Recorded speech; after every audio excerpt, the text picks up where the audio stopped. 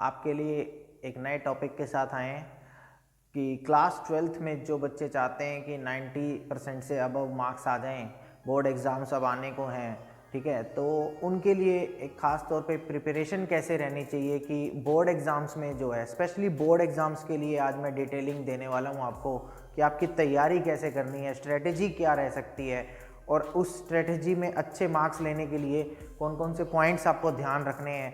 आ जाइए मैं आपको बताता हूँ।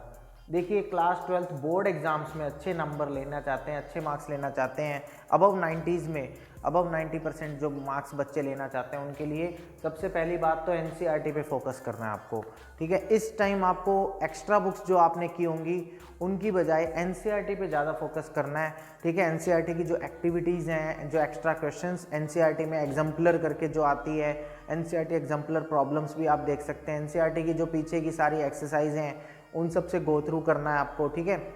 और एनसीईआरटी के अलावा अगर आप एक्स्ट्रा बुक्स जो कॉम्पिटिटिव एग्जाम्स के लिए कर रहे हैं, बोर्ड एग्जाम्स की तैयारी उन कॉम्पिटिटिव वाली बुक्स से करने की ज़रूरत नहीं है, आपको एनसीईआरटी पे फोकस रहना है, ठीक है। दूसरी बात है, मैं आपको इसमें वीकली मंथली जो मैंने टारगेट्स बताए हैं इसमें क्या है कि आपको जैसे फिजिक्स केमिस्ट्री मैथ्स या फिजिक्स केमिस्ट्री बायो की आप बात करते हैं तो बच्चों उसमें क्या होता है कि हर सब्जेक्ट के 10 से 15 चैप्टर है एनसीईआरटी में 12th के, है ना। किसी सब्जेक्ट में 15 चैप्टर्स हैं एनसीईआरटी में, किसी सब्जेक्ट में ऑन एन एवरेज अगर हम बात करते हैं तो 15 चैप्टर्स के अराउंड हर सब्जेक्ट में आपको मिलते हैं लगभग।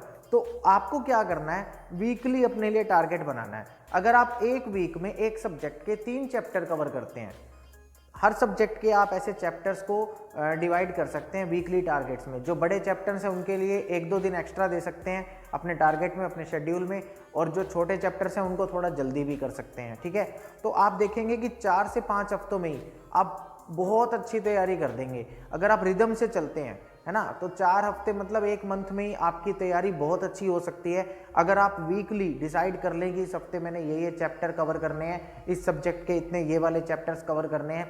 और कवर करने का तरीका क्या रहेगा बच्चों, प्रीवियस ईयर पेपर्स आपने गो थ्रू कर लेने हैं। एटलीस्ट पिछले 10 ईयर्स के बोर्ड एग्जाम्स के जो पेपर्स हैं वो आप चाहें तो ऑफिशियल प्रिंट आउट भी निकाल सकते हैं पेपर्स का, या फिर जो मार्केट में अलग अलग पब्लिशर्स की बुक आती हैं प्रीवियस ईयर्स की, कोई भी लेके एटलीस्ट पिछले 10 साल का तो पेपर्स आपको कवर करने हैं डिटेल में, बार बार उनकी रिवीजन करनी है, और जो क्वेश्चंस रिपीट हो रहे हैं उनको अलग से मार्क कर लेना है, अलग से नोट डाउन कर लेना है।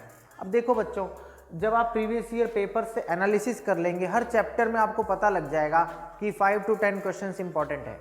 हर चैप्टर के 5 से 10 क्वेश्चंस ऐसे रहते हैं जो इंपॉर्टेंट हैं, आपको रिपीटिशन के पैटर्न से पता लग जाता है, उससे तैयारी करने में बहुत हेल्प मिलेगी। तो वीकली चैप्टर्स कवर करते जाइए, प्रीवियस ईयर पेपर्स का एनालिसिस करिए, जो टॉपिक ज़्यादा आया है या जो क्वेश्चंस रिपीट हुए हैं उनको अपने मेन क्वेश्चंस में इन्वॉल्व करिए। और सबसे इंपॉर्टेंट बात, शॉर्ट नोट्स बनाने हैं। शॉर्ट नोट्स का मतलब शॉर्ट होना चाहिए। आप ऐसे नोट्स बनाइए कि एक पेज में आपका एक चैप्टर कवर होता रहे, ठीक है। छोटे छोटे लिखना है, पेज को डिवाइड कर दीजिए रोज एंड कॉलम्स में, ठीक है। और फिर हर एक छोटे छोटे पोर्शन में आप एक एक बड़ा बड़ा क्वेश्चन शॉर्ट हैंड राइटिंग में कवर कर सकते हैं। शॉर्ट नोट से ये कॉन्फिडेंस आता है कि जब एग्जाम से 1 दिन पहले, एग्जाम से 2 दिन पहले आपको पूरा सब्जेक्ट एक बार गो थ्रू करना होता है, क्विक रिवीजन लेनी होती है, तो उसमें ना आप बार बार अपनी नोटबुक से हेल्प नहीं ले सकते, बार बार बुक्स खोल के, उससे कॉन्फिडेंस नहीं बढ़ता है। अगर आपके पास एक पेज एक चैप्टर के हिसाब से 1 पेज पर चैप्टर शॉर्ट नोट्स आपने बनाए हो, और वो भी खुद के हैंड रिटन बनाए हो, उसमें सारे इंपॉर्टेंट क्वेश्चन, सारे फॉर्मूला, सारे डेरिवेशंस, डायग्राम्स सारे उसमें आपने खुद से बना बना के कवर किए हो, तो उससे बहुत कॉन्फिडेंस मिलता है। लास्ट में क्या होगा, 15 चैप्टर्स 15 पेज। मान लीजिए अब 2 से 3 दिन पहले एग्जाम से आपके पास सारे जब रिवीजन गो थ्रू कर रहे होंगे आप, तो आपके पास क्या सिचुएशन होगी, आपको बार बार बुक्स खोलने की जरूरत नहीं होगी।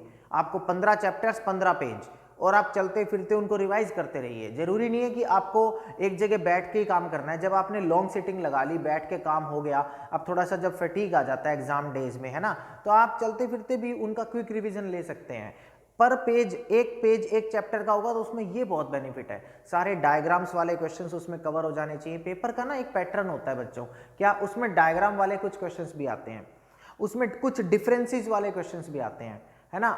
आपको वो सारी चीज पहले से एनालिसिस करनी है प्रीवियस ईयर पेपर्स की हेल्प से, उससे आपको पता लग जाएगा कि कौन से डायग्राम बेस्ड क्वेश्चंस हैं इस चैप्टर में।